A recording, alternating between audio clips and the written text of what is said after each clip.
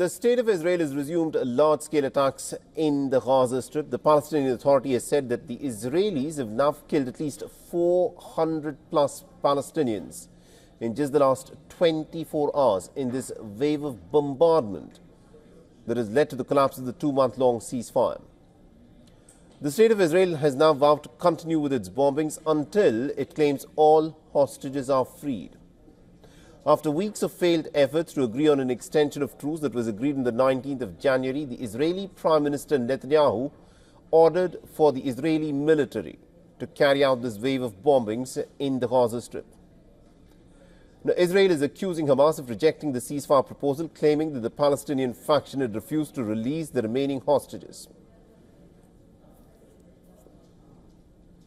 The Israeli Air Force initiated a series of attacks against Hamas targets in Gaza. We will show no mercy on our enemies. Let me be very clear. Israel will not stop until all of our hostages are back home. We will make it very clear to the Security Council that if they want to stop the war in Gaza, they have to ensure that the hostages are coming back to Israel. We are committed to bring them back. The Israeli government has been threatening to launch an offensive for many weeks now.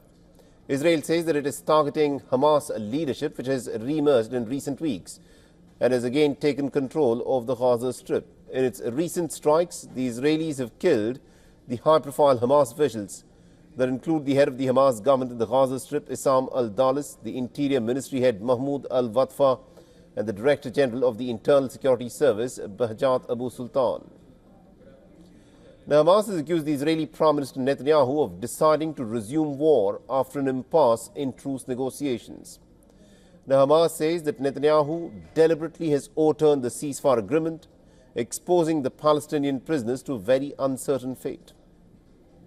On the ground, the Israeli forces have issued more evacuation orders for the Palestinians in the enclave. The Israeli tanks have been shelling areas in Rafah and southern Gaza. They forced many Palestinian families who had returned after the ceasefire to leave from their homes again.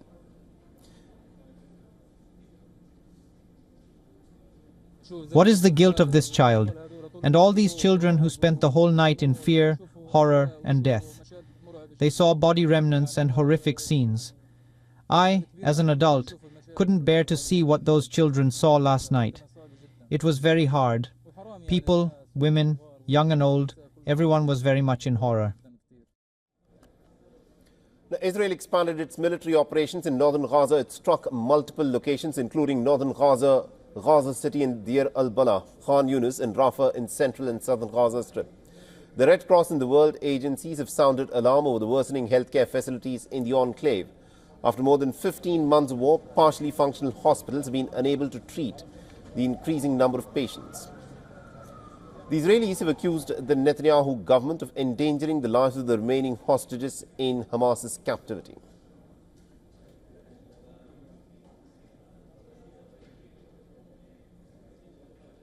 The hostages, they don't care about the hostages. As far as they're concerned, if we are not here, if we don't remind them about it, as far as they're concerned, the hostages can stay there.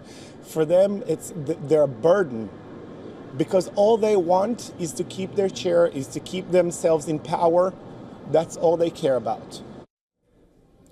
Now, experts say that Israel has enough capabilities that it lacked about 6 weeks ago, as it has received more ammunition stocks from the Americans. So many are also calling the recent strikes in the Gaza Strip a diversionary tactic. Protests have erupted in the state of Israel as Netanyahu is seeking to dismiss the head of Israel's internal security agency, Ronen Bar. Now, Netanyahu and Shin Bet head Ronen Bar have been engaged in a public spat in recent weeks over reforms to the agency, which has been accused of failing to prevent the 7th of October attack. Separately, Shin Bet has been conducting an investigation into some of Netanyahu's aides for receiving payments from Qatar, even as the Gaza war continued to rage.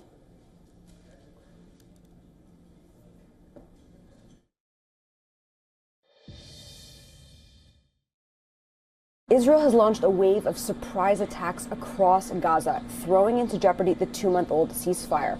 Early Tuesday morning, you could hear airstrikes across the enclave. There were plumes of smoke in the air. Gaza's Ministry of Health said dozens of people were killed and many more were injured. Israel said that it is doing this because of the lack of progress to extend ceasefire talks, and it said that it will expand its operations. Phase 1 of the ceasefire has ended, but Israel and Hamas have not been able to agree on a way forward for Phase 2.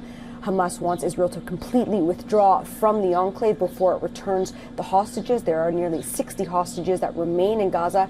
Israel said that it wants to completely destroy Hamas's governing capabilities, and it will not withdraw until it does so.